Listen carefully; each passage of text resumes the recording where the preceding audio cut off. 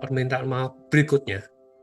Sebenarnya terkait dengan materi, hari ini harusnya bicara tentang biomimetik di dalam desain arsitektur, apa itu biomimetik dan segala macam. Harusnya hari ini saya coba jelaskan. Namun ini kok nggak bisa hilang. Oke. Karena keterbatasan, iya. Karena keterbatasan dan kemampuan, ternyata saya baru sanggup menyelesaikan paparan atau membuat draft paparan, jadi masih amburadul, itu baru di chapter 3. Padahal ada sekitar 8 chapter. Itu pun sudah saya pilih. Jadi chapter 1 tentang latar belakang, kemudian chapter 3 itu tentang design thinking, pendekatan, kemudian metodologi dan segala macam yang buat saya justru sangat penting di dalam proses berarsitektur. Esensinya, intinya sebenarnya buku ini bicara tentang usulan bahwa setelah COVID-19, kemudian ada permasalahan climate change. Jadi ini latar belakangnya. Ada pertemuan di tahun 2019 terkait dengan UN Climate Change Conference 2021 bersamaan dengan COVID juga.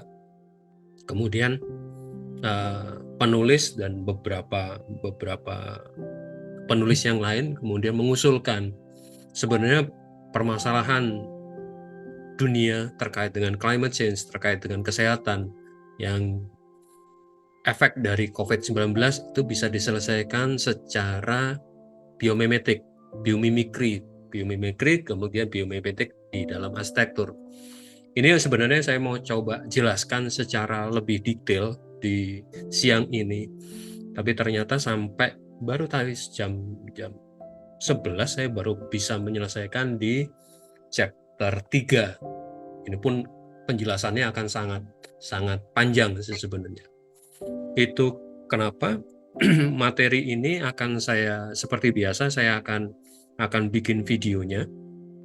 Kemudian akan saya share, edit sedikit, dan saya share ke WA group. Kemudian sebagai gantinya, tugas di minggu ke-14-15 terpaksa, karena kesalahan saya juga, terpaksa saya skip gitu. Artinya saya ganti dengan, nah ini kaitannya dengan, sebenarnya siang ini saya lebih ke ini sih, lebih kepada penjelasan untuk supaya jelas juga produk dari mata kuliah arsitektur mancanegara. Jadi penjelasan untuk berkas yang akan kalian sampaikan di UAS, yaitu kaitan dengan permasalahan mendasar atau pertanyaan UAS-nya, yaitu Contemporary Indonesian Architecture, is it any solution for global issue? Apakah arsitektur kontemporer di Indonesia atau kontemporer yang dilakukan oleh arsitek Indonesia itu merupakan solusi terhadap permasalahan global? Yang disebut kontemporer, saya beberapa waktu yang lalu menyampaikan kalau bisa di atas tahun 2000. Penjelasan dari UTS sampai sebenarnya hari ini itu sudah ada beberapa panduan bisa mengarah ke ini postmodernnya versi Charles Cheng, bisa mengarah ke dekonstruksi. Saya juga dekonstruksi itu sebenarnya materinya atau berkasnya itu sudah ada, apa itu dekonstruksi dan segala macam, tapi kemudian karena keterbatasan waktu dan eksekusi dalam membuat video, akhirnya saya jujur tidak sanggup membuatnya. Akhirnya ya pakai link orang lain yang lebih mampu menjelaskan dekonstruksi arsitektur. Tapi saya mengapresiasi ternyata kalian sudah mengumpulkan resumenya. Itu yang saya sangat berterima kasih terhadap effort dari kalian. Apakah dekonstruksi merupakan jawaban terhadap arsitektur merupakan jawaban terhadap permasalahan global ditinjau dari karya arsitektur Indonesia. Yang menjadi permasalahan apakah ada karya di arsitektur Indonesia itu yang terkait dengan dekonstruksi atau mau mengarah ke gaya, ke sustainable green arsitektur dan segala macam, atau mengarah ke biomimikri. Jadi di minggu ke berikutnya, di minggu ke 15, kalian diminta untuk sekedar menulis draft untuk yang kalian akan buat di dalam sebuah paper singkat terkait dengan permasalahan ini, permasalahan arsitektur kontemporer Indonesia. Saya memberi contoh ada 3 kasus. Ini gedung Mahkamah Agung yang desainnya sudah diterima, usulan desainnya, jadi ada sayembara tertutup gedung Mahkamah Agung. Sayembara terbuka, saya nggak bisa. Sayembara terbuka yang untuk usulan beberapa gedung-gedung fasilitas publik yang akan dibangun di ibu kota Nusantara di Kalimantan Tengah, gitu. Kaitannya dengan ini. Jadi ini beberapa usulan, bisa kalian mencari beberapa hasil sayembara cukup banyak. Ini saya dapatkan di Indonesia Design, atau 2 contoh yang lain. Ini karyanya Shaw, kaitannya dengan micro library, dan ini karyanya Raw Arsitek, rumah sekaligus juga kantor, sekaligus juga perpustakaan. Jadi modelnya adalah kalian mengusulkan kasus, kemudian poin-poin ulasannya apa. Poin-poin ulasannya bisa seperti ini. Jadi kalian dari kasus yang kalian usulkan, ini mengarah atau lebih membahas atau lebih dekat dengan konteks yang mana. Katakanlah IKN. Apakah IKN ini berkaitan dengan postmodern, atau raw arsitek, kantor raw arsitek ini kaitannya dengan gaya, sustainable dan segala macam, atau kaitannya dengan biomimikri. Jadi ulasannya berkaitan dengan apa-apa yang sudah kalian dapatkan dari UTS sampai sekarang. Bisa seperti itu modelnya. Sehingga yang saya menyesuaikan juga kalau di Google Drive, tugas ke-9 itu sebenarnya bicara tentang sustainable arsitektur, kemudian saya ganti menjadi draft UAS. Draft UAS ini akan silahkan kalian masukkan, nanti minggu depan akan saya beri beberapa catatan, dan masih ada waktu minggu depan, minggu ke-15, sehingga ada waktu sekitar seminggu untuk memperbaiki kalau toh ada perbaikan atau mempertajam untuk mengeksekusinya menjadi sebuah paper singkat dan dimasukkan di UAS. Jadi selama seminggu ini silakan kalian bikin modelnya seperti ini, ada kasusnya seperti apa, kemudian poin-poin ulasannya mau diulas seperti apa. Kemudian tidak perlu bikin ada cover dan segala macam, cukup judulnya apa, nama dan NIM kalian. Karena di Google Drive sudah saya pisah antara kampus Palembang dan kampus Indralaya. Contohnya bisa seperti ini. Ini pemikiran singkat aja tadi sambil menyiapkan materi kuliah hari ini. Simbolisasi dalam rancangan Istana Presiden, salah pula kan, typo. Presiden di IKN. Ada gambarnya, kasusnya seperti apa, pembahasannya saya menggunakan, usulannya menggunakan sign and symbol dari Broadbent dan Charles Cheng, Broadbent, Richard Boone dan segala macam, yang termasuk dalam paparan atau dalam konteks postmodern. Bahasannya apa aja, apa itu sign, apa itu simbol, bagaimana menyimbolkan apa sih burung Garuda ini, menyimbolkan apa sih ruang terbuka ini, seperti itu. Bisa seperti itu. Dan draft yang saya akan ulas atau saya akan review minggu depan bisa modelnya seperti ini, dan tinggal kasih aja poin-poinnya seperti apa. Yang saya lakukan akan saya coba review dan perdalam kasusnya dan beberapa kasih masukan seperti biasa. Nah, kemudian ini yang paper akhir ya. Jadi produk akhir di UAS nanti seperti ini, judul, nama, ulasannya atau pembahasannya diawali dengan deskripsi kasus. Katakanlah di sini apa itu IKN, siapa yang merancang, produknya seperti apa. Kalau bisa dapat denah tanpa potongan jauh lebih bagus deskripsinya. Kemudian tinjauan pustaka dalam pengertian ini bahasan-bahasannya, apa itu simbol, apa itu sign umpamanya seperti itu. Dan kemudian indikator-indikator yang ada di tinjauan pustaka ini dilakukan pembahasan terhadap kasus, kemudian simpulkan. Pendek aja, tidak perlu panjang-panjang,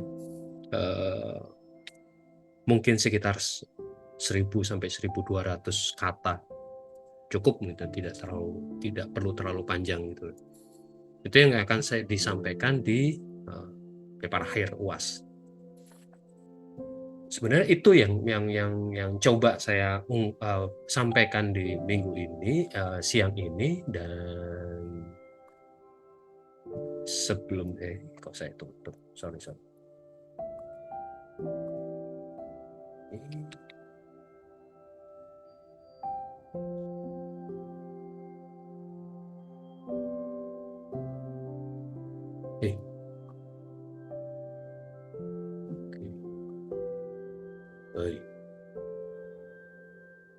Saya kebingungan.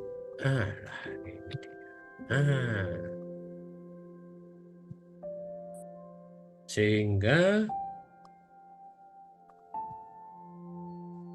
di UAS ini atau di minggu ke-14 ini tugas ini tidak perlu, dan tugas minggu depan modelnya adalah saya melakukan review di minggu ke-15 supaya di UAS kalian mendapatkan produk atau bisa punya gambaran menulisnya seperti apa. Ini saya lakukan karena di UTS ada beberapa, ini juga mungkin kesalahan saya dalam memandunya, bahwa di UTS kalian lebih banyak melihat secara timeline kesejarahan. Ya bukan salah juga gitu loh.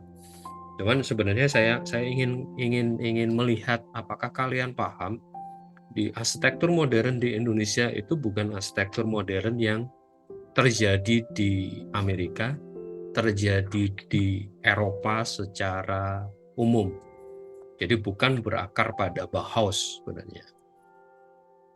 Eksplorasinya bisa ke arah, sebenarnya arsitektur modern di Indonesia itu menganut versinya Belanda yang seperti apa. Kemudian di dalam time frame itu termasuk arsitektur modern yang seperti apa. Ketika saya baca UTS-nya kok lebih banyak mengarah ke timeline, lebih mengulang timeline yang sudah banyak gitu. Nggak masalah gitu loh. Itu salah satu mungkin sebagai review saya juga. Itu kenapa kemudian menjadi alasan ketika UAS kayaknya saya perlu melihat dulu ide dasar kalian atau ide-ide kalian dalam mengungkapkan arsitektur kontemporer itu apa, dan kalian bisa melihat tidak bahwa arsitektur kontemporer itu memberi jawaban atau memberi respon terhadap permasalahan global, atau bahkan kalian bisa mengungkapkan enggak, ini bukan menyelesaikan permasalahan global. Contoh paling kerasnya atau contoh paling ekstrimnya, ternyata apa yang dibangun di ibu kota negara yang baru, ibu kota Nusantara, itu bukan menyelesaikan permasalahan global warming, bukan menyelesaikan masalah kaitannya dengan kesehatan. Kalau Bimimikri itu hanya mengulang apa yang terjadi di masa postmodern, bahkan di postmodern awal itu sekitar tahun 70-80, bukan menyelesaikan permasalahan esensial pada masa sekarang, umpamanya itu secara style bangunan ya.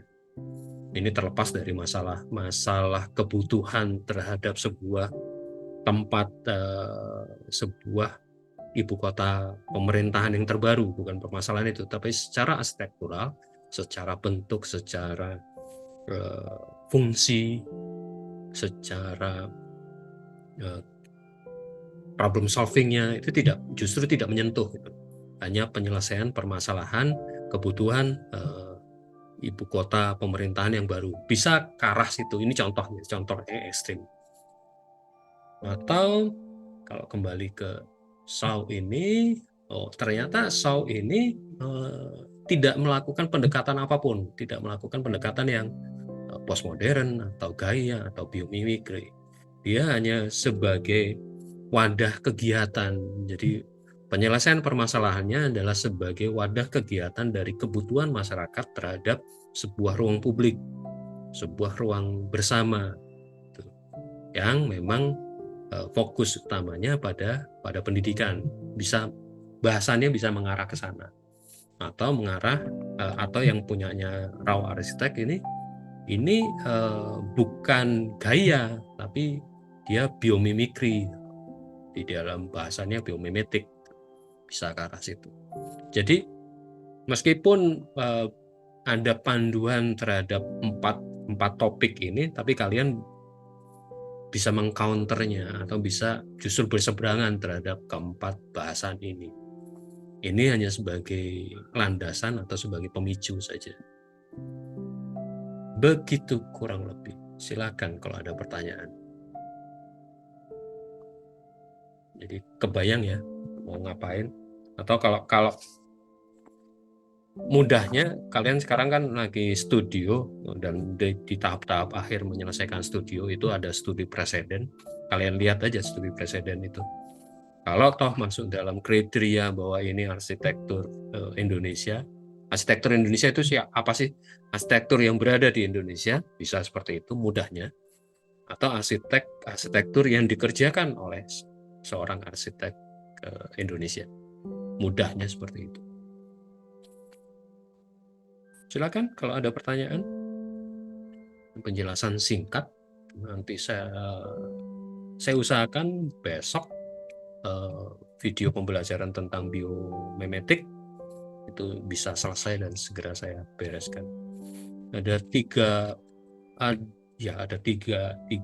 video saya utang dengan mata kuliah lain juga saya utang. Begitu penjelasan singkatnya. Ada kebayang mau ngapain? Ya.